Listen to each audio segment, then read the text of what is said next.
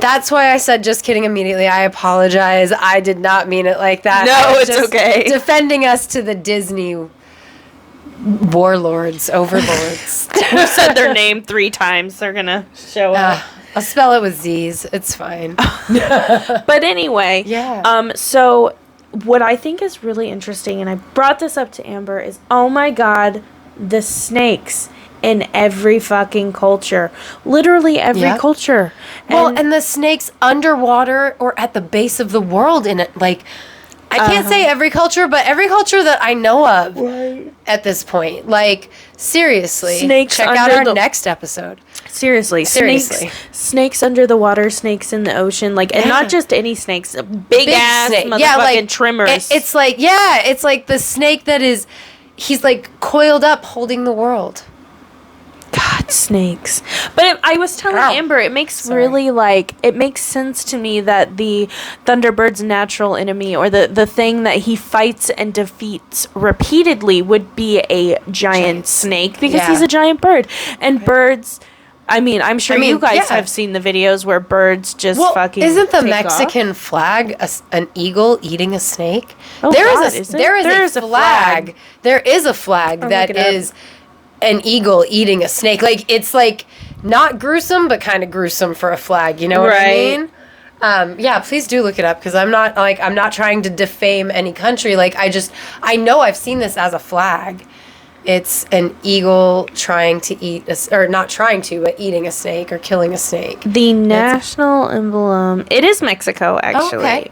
Okay, thank Coat of Arms of Mexico. Okay. Yeah, no, and I love that because it makes a lot of sense, and that goes with Thunderbird lore right there. I know. I'm like opening this up real quick because it says the design is rooted in the legend that the Aztec people would know where to build their city once they saw an eagle eating a snake on top of a lake. Like a fucking Thunderbird. Like a thunder. How the fuck did we not look this up? I know. It just popped in my head while I was talking. I completely forgot about it when doing research, but that's super cool. And like, it's always a Thunderbird against a snake, because like even in cultures where they're not necessarily believing in the great horned snake that lives underwater, while the Thunderbird controls the upper world. But like in the Menominee culture, the Great Mountain floats in the western sky, and the Thunderbirds live there, and they are constantly fighting the Missikinubik, which is a group of these snakes that live underground that are trying to come up constantly and eat humanity. Yes. But the Thunderbirds keep it under control.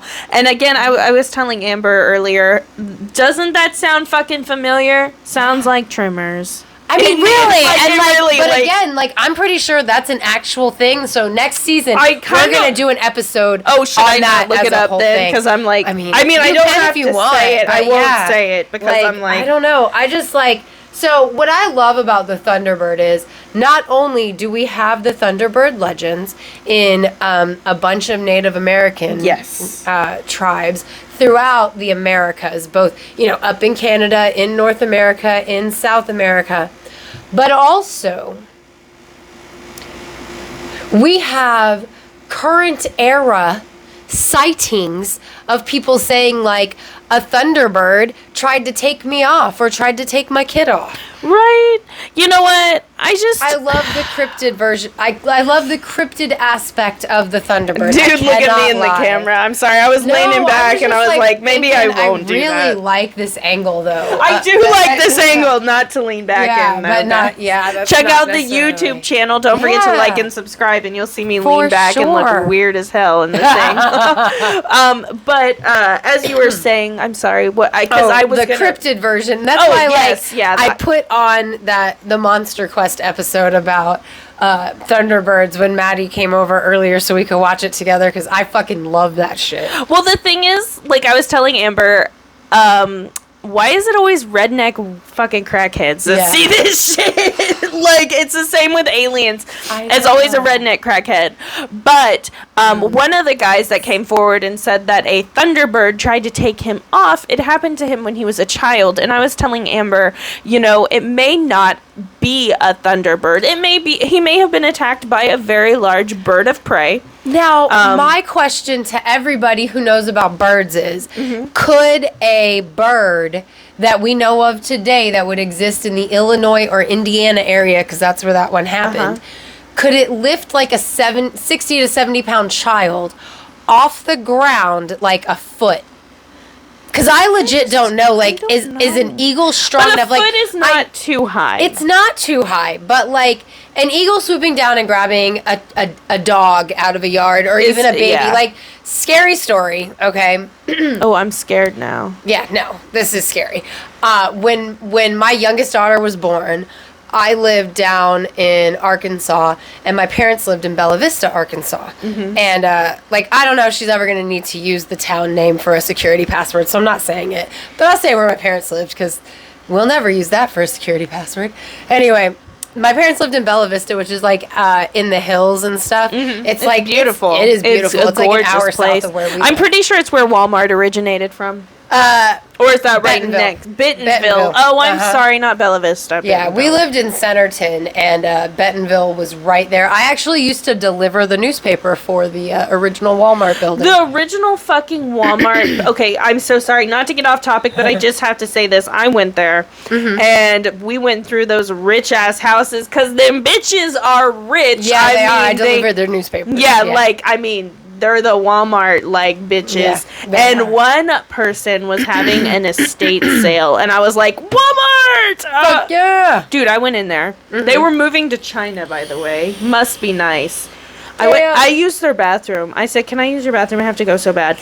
Their sink was made of amethyst. God damn, I want that. I am not kidding. It was an amethyst. See, rich people know the power of stones, guys. It wasn't. But it was like it was amethyst, but it wasn't rough. It was smoothed amethyst, and inside it was like paintings, or I don't know. It was like fish swimming. It was like a bowl of fish. Holy shit! It was the most beautiful bathroom I'd ever seen. Fuck. And yeah, I'll never forget it. It was gorgeous. So cool. The walls were like stones. It was like, damn. It was gorgeous. Yeah. And there wasn't even a fucking like a shower or anything in there. That was the guest bathroom. What the fuck did the master bathroom look like? Yeah. Damn. To live in a house right next to the garage. Can you imagine that being the fucking bathroom next to the garage? Damn. I should have went upstairs. I don't know why I didn't go upstairs, because I'm like checking out their anyway, rich people. That is a nice, pretty pair. But anyway, so there's a lot of like eagles and stuff that live in that area. And so I was at my parents' house, and my sister's dog, who is a small dog, was there. Or I guess maybe at that point she was already living with me. Anyway, not my sister, but the dog. Anyway, she was a small dog. And I was outside with my dog, who was a medium-sized to large-sized dog, but she was still a puppy at the time. So she was, Ash's size? Yes. Okay. Yeah, probably. Maybe a little bit bigger. And then the other dog was smaller than that. But a little bit shorter than Penelope, but like round, like a little fuzzy sausage. Okay, and I'm holding Lolly in my arms, and she's a baby. She's 3 to 6 months old, and we're outside on the front porch, probably so I can smoke a cigarette, because I was still a smoker back then. I can't imagine why else and maybe the older kids want to do sidewalk chalk. I really don't know. We were out on the front porch. Maybe I was taking the dogs out. Who fucking knows? But all of a sudden, fucking eagle comes screeching down at us, and to this day I have no idea, was it going for Lolly or was it going for Scout? I don't know. Could go for either. It was because it could have been going for either one of them, but I blocked both of them with my body, and like it just kind of bounced off me and went off. Luckily, like if it had its talons out, it didn't get through my clothes. I think it just kind of bounced off of me because I blocked its shot at whatever it was going for. But it was terrifying. So like, birds of prey really will go after pets. They really will go after kids. Oh, absolutely. Like 100%. I, as a human adult, was right there, and it still was like, I'm going to get one of these things. It's an unfortunate thing, but people who specifically live in the country, if they leave their cats out at night, an owl will swoop in and get them. They will. Oh, especially. But talking about pop. Oh, I'm sorry. I was going to say, but I bring that up to say, like, if it's a big enough bird of prey, it totally could take a kid off. But how big do we have in America a bird of prey that gets big enough to carry off a small child? Because, like, a baby is different than a small child. Right. You know? Because this kid was, like, 7. Yeah, this kid was, like, 7, and it shows that, like, he was picked up by, like, the straps of his shirt, you know? And it's, like, how big would a bird have to be to do that? Wow, that's crazy. Speaking of pop culture, we're not going to talk about it long, but I'm going to say, did you know that there's a show called Thunderbirds Are a Go or something like that? No, what's that? Is that about like a sport? I think it's a kids like action show. I did not watch it. I was not interested. I watched the Jurassic Park movies. I have to look this up because there's a really crappy like movie or show on PBS. And I wonder if that's what it is. And I don't mean to talk shit on PBS shows, but these kids aren't even trying. Like, I'm serious. Like, come on, man. Damn. About choked on my vape. No, that's a cartoon. No, seriously, these kids aren't even fucking trying. Like, this is serious. You're on television. Why the fuck are you acting like this is a fucking second grade play? I'm sorry. This show pisses me off so much because it's so bad. And I've unfortunately seen it a couple times because I have kids. Yeah. And it's like... They're like, oh yeah, I'm a puppet now. Fuck you. You're not a. Make me believe you're a puppet. You know I'm almost interested in the show now. It's so no, dude. It is so bad. It is but it almost sounds like it's so bad it's funny. It is. I don't know. That's like my oldest daughter loved Rough Ruffman. I don't know. Is it a cartoon? It was a PBS show, and like, okay, so Rough Ruffman was a cartoon dog, but it had real kids. It was one of those kinds of shows. And it was like a kids game show, but not exactly.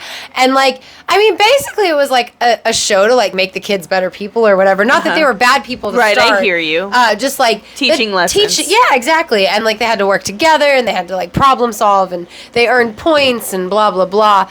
And I thought that was a pretty bad show. But that's what made it funny to me. Also, Rough Ruffman looked like a dog version of Drew Carey, and I thought that was great. To me, Rough Ruffman looked like a dog version of Drew Carey. Oh, it's right here. I see it. Rough Ruffman. Yeah, and I don't know why, but he, like, to me, if Drew Carey were a dog, he'd be Rough Ruffman. I think it's Something Squad. It's Something Squad. It's not that. It's like, I don't know, but it's definitely Something Squad, and it's fucking horrible. Don't even I don't know. I watched so many PBS shows back in the day. Oh, I don't know. You know what? I like Arthur. Arthur's good. Yeah, no, I liked a lot of them. Like, I like. Oh my god, Tales. I love Dragon Tales. I loved Zaboomafoo. I liked Word Girl. Zaboomafoo. It's in there, but I'm trying to remember. Lemur. Super, wow, what's his name? Super somebody, and it's a show about spelling, and it's like 4 little kids. Super Y. Y? Yeah, the boy's name is Wyatt, and it's called Super Y.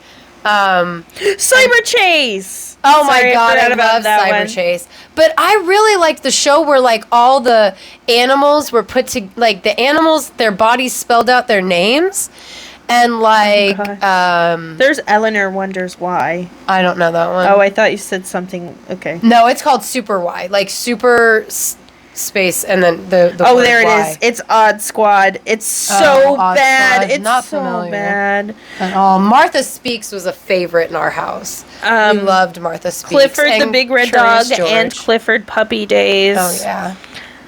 Yeah, I don't know. Man, what's the one where all the animals are Dino Train too, like bringing it back around to what the show's about. Sid, sort of. It's not entirely about dinosaurs, but oh god, Sid the Science Kid.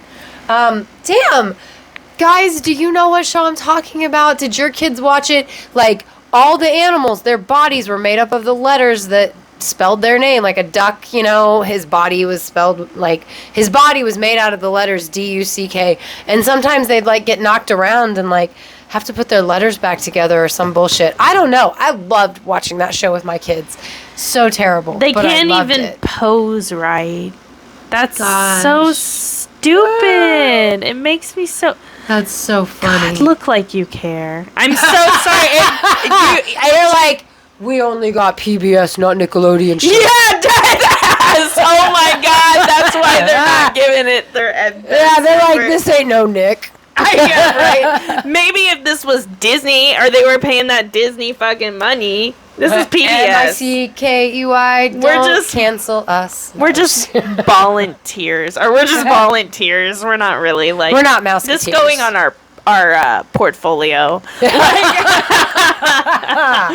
But in all seriousness, on the topic of pop culture, Thunderbirds are actually a big part of what the fuck is it called? Fantastic Beasts and Where to Find Them, the first one.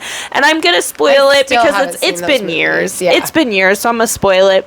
Basically, Newt Salamander, or Scalamander, I don't know, something like that. Anyway, he's Luna Lovegood's grandfather, is in America. I love Luna.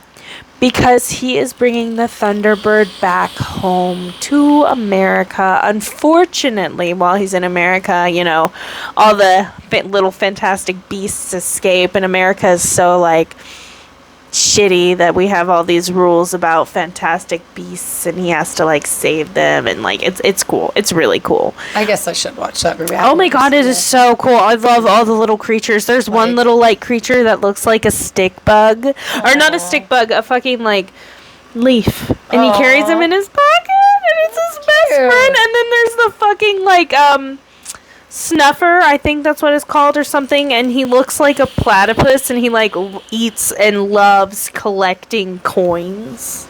And so he's constantly in people's purses. It is so cute. But the Thunderbird comes into play, and the Thunderbird with the storms and the lightning and the thunder comes into play. Like, when we're first introduced to this creature, he's in, you know, the, like, place. What does he look like?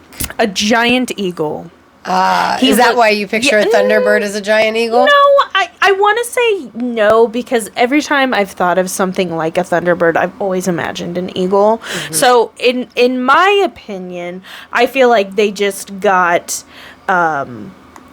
it right. You know what I'm like? I mean, truthfully, because, like, that is exactly how I imagine them in my head, thinking about them. I'll show you. I love that they're described as colorful. Like, that's one of my favorite things. Well, and that looks more like a griffin to me, honestly. You think so? Yeah. Because it's beautiful. It is gorgeous. And it is beautiful. He's kind of... Definitely makes me think of a griffin. Almost like a phoenix. Like, the head's got, like, yeah, that's beautiful. Oh, it is gorgeous. And he draws the rain that kind of gets them all out of this big mess that they're in. So, like, they release him. He controls the weather. That makes sense to me. Exactly. They release him, and he flies over New York City and drenches everybody in the rain. And it's a really, really intense scene. And I didn't realize that, like... Also, that's the snuffer thing, and I fucking love it. That's Theodore's favorite. He's that's so the one cute. that makes me want to watch it, and not at the same time, because I'm like, I'm gonna fall in love with these things, and they're not real. That's my favorite. I love that. I know. I feel that. Low key me with House of Dragon. I would love to write a fucking dragon. Damn it! They are real. Commercial with the tiny giraffe got me fucked up for life, because I was like, a tiny giraffe. You know what commercial I'm talking about? No. Oh, it's like, I want to say it's like a car insurance commercial. It's like stupid, but it's got a tiny little fucking giraffe that this guy has like a golden gilded cage for. Like, oh my God. It's a tiny giraffe. It's so I love animals. But so that's a reference to it and pop culture. I feel like there was another one that I was going to mention. I feel like there's a lot of like random references to Thunderbirds, but most of everything that I've ever watched about Thunderbirds has to do with like the cryptid thing, you know, with like, oh, I almost got taken by a Thunderbird kind of shit. So I'm trying to think of like, is there anything that I've watched them in, or that I've seen them in, you know, like outside of like a documentary or mockumentary, whatever you guys want to call them. But I do love me some Thunderbird tales. And, like, I won't lie. Oh, my gosh. I wonder if there was a bird in this. Like, there was this show that I watched when I was a little kid. 80s Babies, if you're listening. maybe you watched this show too. But like there are a bunch of different animals and together they made a totem pole.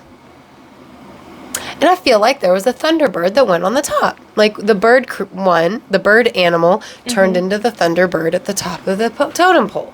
But does anybody else remember watching this show and it's like all these little animals and like they're doing whatever they're doing and they're cartoons and like together they can make a totem pole and that might even be like a superpower thing or a protection thing. I'm not entirely positive. I don't remember the name of this cartoon. I've actually been trying to remember the name of it for like years. I don't remember enough about the cartoon to find the name though. I don't think so. I say it like I'm trying to Google it. I haven't. I'm trying to Google it and like I'm not seeing anything really about Thunderbirds other than the the series that I just mentioned, Fantastic Beasts and Where to Find Them. I think that's it. And the documentary things. And the documentaries. The sci-fi type documentary. I bet there's a sci-fi movie about a Thunderbird. Oh, I'm sure. If you guys haven't done it yet, get on that shit. You got open market. Thunderbirds. Right, Thunderbirds. American Tales. Well, do you think there's anything else we can say about Thunderbirds, Amber? I don't know. I really don't. Like, other than the fact that I personally think, like, I think that the giant condor has a lot to do with Thunderbird sightings. Mm-hmm. I think they're most likely, or at least the ones in the 70s or earlier, were giant condor sightings. Mm-hmm. And just soapbox moment, real quick, guys, take care of the environment, take care of our earth. You know, the California condor, there's not a single one left out in the wild because back in the 80s, we captured the 27 of them that lived in the wild. And we put them all in zoos to do captive breeding programs. And those programs worked and all. And, like, we got a whole lot of viable condor eggs, but should we have saved a species to keep them in a cage? Oh, that's sad.